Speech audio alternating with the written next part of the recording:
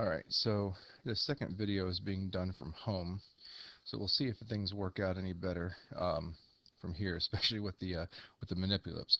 Okay, so what we've got in the second video here is um, if now we take what we did in um, the previous section, which was finding the area between curves, if we basically say, so what we're going to say here is that this, whoops, I'm moving the whole thing, whoops, hold on there. Let's go with that.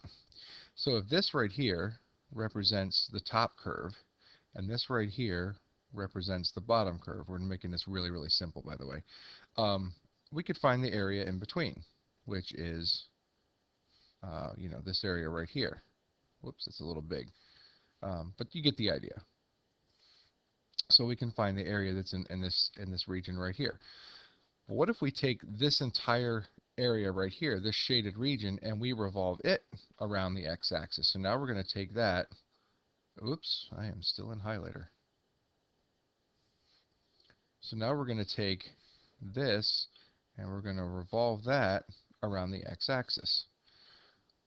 So what would that look like? Well, if I take this piece right here and revolve it around the x-axis, let's go with green,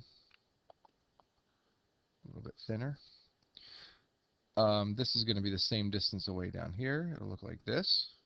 And then if we take this top piece and revolve it around the x-axis, it's going to look something like this down here.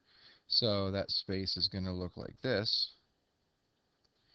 What you would have when you revolve this thing is going to be something that looks like this.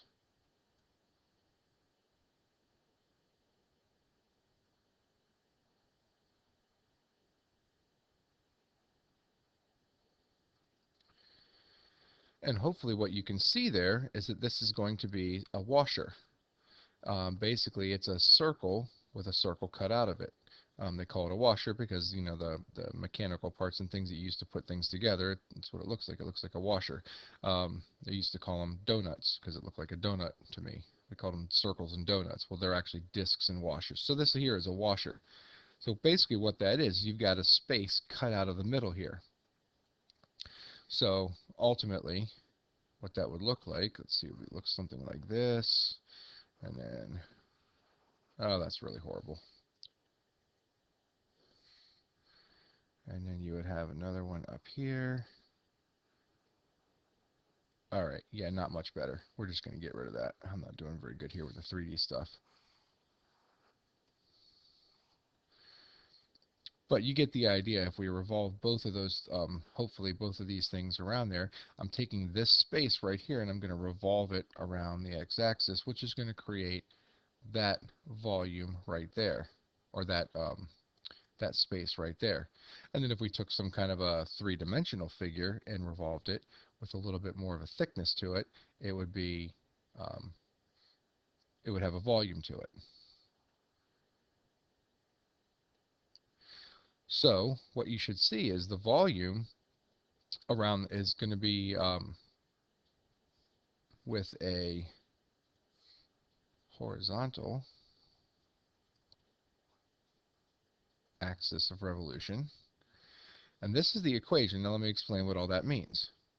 If you go back up to our picture up here, we have a circle all the way out to here. Okay, well that is going to be some kind of a radius. We're going to call that capital R. But then we also have, in green, a circle to here. We're going to call that a little r. And the idea is if you take the area of the big circle, you subtract the area of the little circle, then what we're going to get is the area of the washer, and highlighted right there. So what we really need to figure out is what the capital R is, because we got a radius of the outside circle, and then we got this green one, which is the radius of the inside circle. If we can do that, we can take the area of the big circle, subtract the area of the inside circle, and get the washer. So that's what we have here in our formula. Basically, this is pi outside radius squared minus distributing the pi times the inside radius squared. So really, and this is probably a better way to write it for now. Whoops, keep forgetting to change back to a pen here. So what we really have here is the integral from a to b of pi capital R squared minus pi little r squared. Area of a big circle minus the area of a little circle. And if I add all those up, I'll end up with the volume. And this is the way it would look if it was with a vertical axis of revolution. It's just going to be in terms of y as opposed in terms of x. And we just use c and d so that it's different from a and b, but you're going to have upper and lower bounds with respect to y. All right, so let's take a look and see a couple of examples of that. Find the volume of a solid that, oops, that results when the region bounded by y equals x and y equals x squared from x equals 0 to x equals 1 is revolved around the x-axis and revolved around the y-axis. We're not doing them at the same time. This is two separate problems, but we're going to do both. So let's see what we've got here. Y equals x squared, something like that. Y equals x, something like that. And hopefully you can see that I've got that region in here in red, that space in there. That's what I'm going to be revolving. I'm going to take that first and I'm going to revolve it around the x-axis. So it does help to make a sketch. Well, what's it going to look like on the other side? It's basically going to be a mirror image. So it's going to look like this, and then it's going to do this. And out here,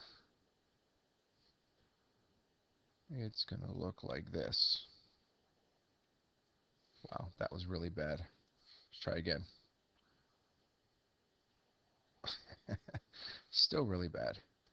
Maybe if I draw it the other way. Okay, somewhat better. So this right here is the very outside piece where they meet. But what's going to happen is as they go into this, what you're going to get, a representative of this, if I start here, is an outer circle and an inner circle. So what you can see there is we have a washer.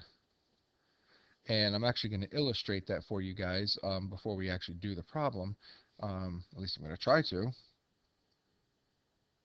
with one of these. Let's see, what does solid 3 look like? There we go. So what this is going to be is this is kind of like what we have drawn on the other page. X squared and y equals x. As a matter of fact, it's exactly what it is. So if we take this and we revolve this around the x-axis, watch what happens. Watch what happens. There we go. It's moving really slowly.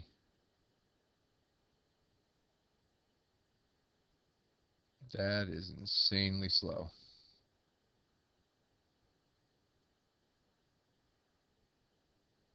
Wow. Okay. So you can kind of see how it's forming there. It is rotating around the x-axis. And what you should see is that you have this, here you go.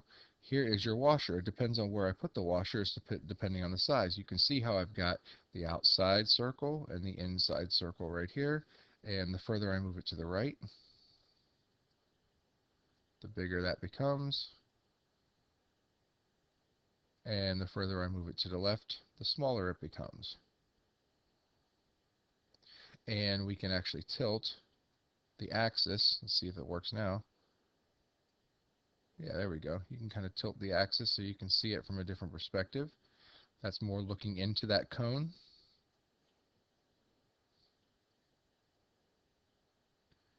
And then this is more back to where we were. So you should see that's the cross section, that's the slice. So if I slice this thing, I'm going to have an infinite number of washers as I go from left to right. So it is a pi r squared minus a pi r squared.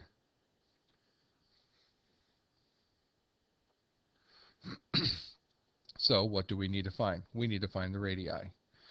So it's kind of getting a little messy here, but we'll do our best. So it looks like the outside radius is going to go from the center of my circle to the outermost function.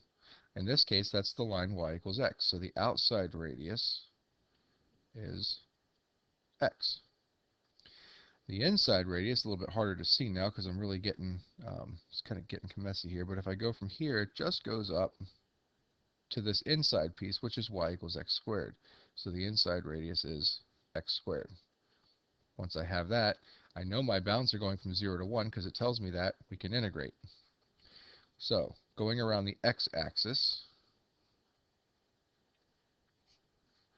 we're going to get the integral from 0 to 1. I would prefer this to be thinner, of pi times the outside radius squared minus pi times the inside radius squared with respect to x. All right, now we can go ahead and integrate. So we can factor the pi out to the front, which is what we said before. I'm going to take the antiderivative of x squared, which is 1/3 x cubed. This is going to be x to the fourth right here, so we're going to take the antiderivative of that, which is 1/5 x to the fifth, and we'll evaluate from 0 to 1. So again, zeros and ones, awesome. So this is going to be pi times, if I plug 1 in, we're going to get 1/3 minus 1/5. Plugging in 0 gives me nothing, so changing that into terms of fifths is going to be, I'm sorry, 15ths, it's going to be 5/15 minus 3/15. So it looks like we're going to get 2 pi 15ths. That's our volume. Now, if we do this around the y-axis, this thing's going to look a little bit different. So, doing this around the y-axis, let's take a look at what that'll look like real quick. So the function stays the same. I'm just going to draw the bounded region here. So it's this and this, something like that. Now this thing is going to go around the y-axis. So if it does that on the other side, it's going to look like that, and then come down something like that. So what you should be able to see is that I'm going to have circles that go this way, and then a representative one would be on something in the center, the outside, and then the inside. So you can see how your washers are now going to be stacking up. So everything's going to be in terms of y. What that means is we now have to solve these two equations in terms of y, or this equation. Fortunately, this one's done. That's already solved for. That's just going to be y. This one right here we have to solve for y, so that's going to be x equals the square root of y. So what we have is x equals y, and x equals the square root of y, not x.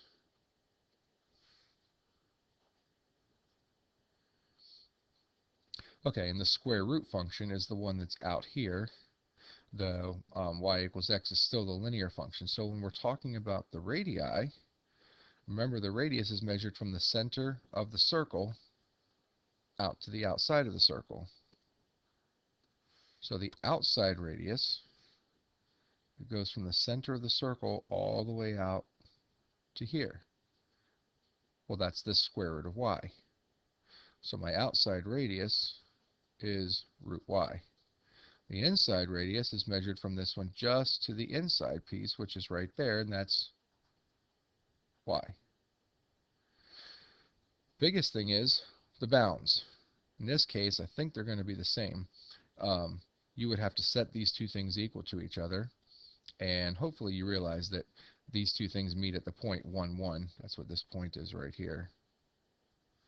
So it's going to go from 0 up to 1 on the y-axis. Now that we're going in terms of y, it goes 0 up to 1. So we're going to have the integral from 0 to 1 of pi times the outside radius, which is square root of y, squared, minus pi times the inside radius, which is y squared.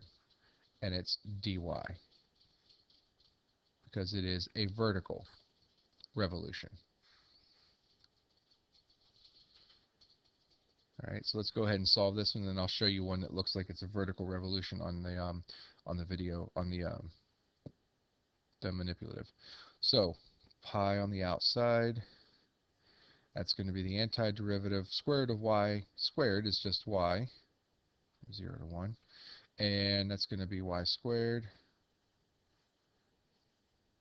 So let's take antiderivatives now. So pi times 1/2 y squared minus 1/3 y cubed from 0 to 1.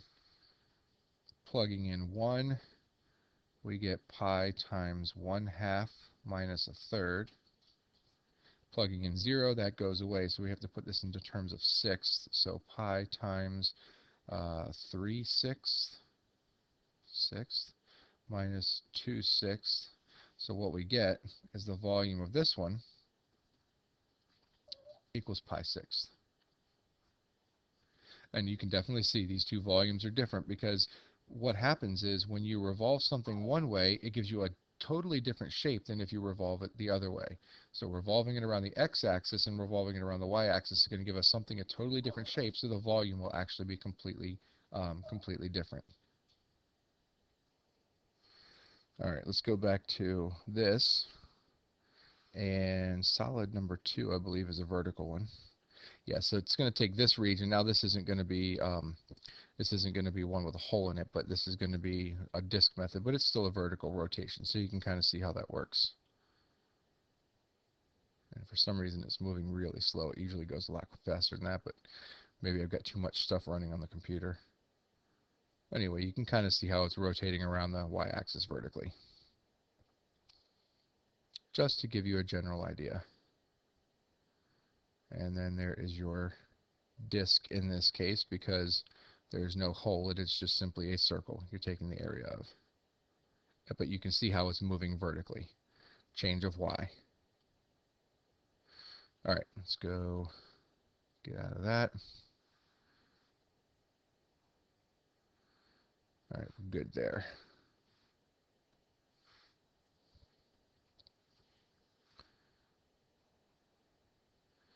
Okay, find the volume of a solid that results when the region bounded by the curve x equals y squared and x equals y cubed on 0 to 1 is revolved around the y-axis. So we're revolving around a vertical axis, y-axis, and you can see that both of these equations are already solved in terms of x equals. Anytime you revolve around a vertical axis, these need to be in terms of x equals. Anytime it's around the horizontal axis, it needs to be y equals. So this is already done for us. I don't really necessarily have to know what these things look like, but it's a really good idea to sketch them. So let's go ahead and do that.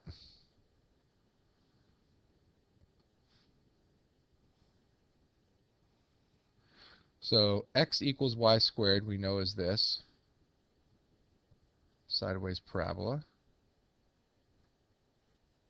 something like that. X equals y cubed. So let's think about this.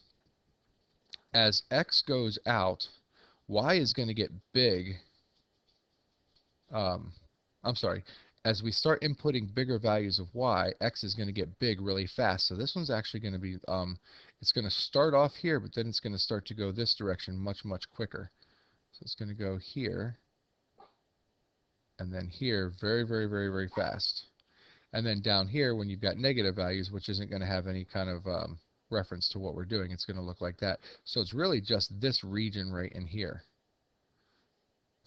So if we take that, we want to revolve that around the y-axis. So let's kind of blow that picture up a little bit. It's just going to be easier. So it's going to look something like this, and it's going to look something like this. That's the region we're going to revolve around the y-axis. So we're going to have to draw another one of those over here, and another one of those, something like that. That's the intersection. Kind of looks like flower petals. And here is my representative circle, which is going to look, here's my inner circle, and here's my outer circle. So again, you can see how these washers are going to build up and they're going to get bigger as they get towards the top. Now, we're already told that this is going to be on the interval from 0 to 1, so that tells us it's from 0 up to 1 here, which is where these two things intersect. So let's go ahead and find the volume. We got to figure out what the radii are. Outside radius, sorry, goes from here out to this one, which in this case is going to be our inside, the piece right here, which is the y squared. And then the other radii is going to be here. And again, how would we figure that out? Take any number between 0 and 1, like a half, plug it in. Which one is bigger? Well, a half cubed is an eighth, a half squared is a fourth. A fourth is bigger, so this is your outside radius.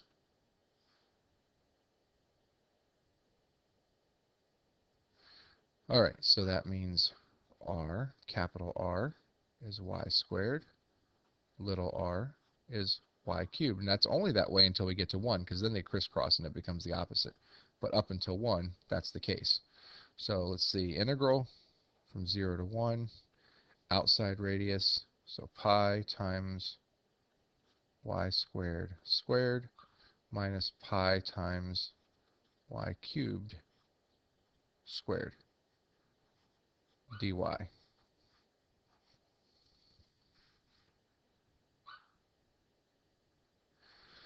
right, pull the pi out, and that y cubed squared is going to be, I'm sorry, y squared squared is going to be y to the fourth minus y to the sixth dy.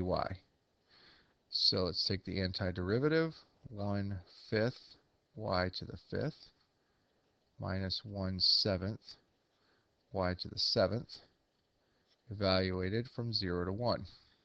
Eventually, we're not always going to have zeros and ones. So that's going to be pi times 1/5 minus 1/7. Plugging in 0 makes everything go away, so we got to put that in terms of 35ths. 7/35 minus 5/35. It looks like we're going to get 2 pi over 35, and that's the volume.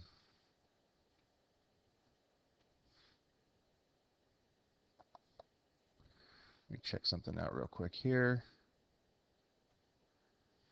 Okay, number 5 has A, B, C, and D. So I think we're going to do this. I'm going to stop this video here. What I would like for you guys to do is go ahead and try number 5 on your own. See how it works out for you. See if you can work these out. If you can't, I'm going to come back with another video and just do number 5. It should be much shorter, but it is 4 parts because it's basically the same problem revolving around different axes. So go ahead and give number 5 a shot, see if you can work it out, and then check your answers if you want to with a third video. All right, that's enough for this video.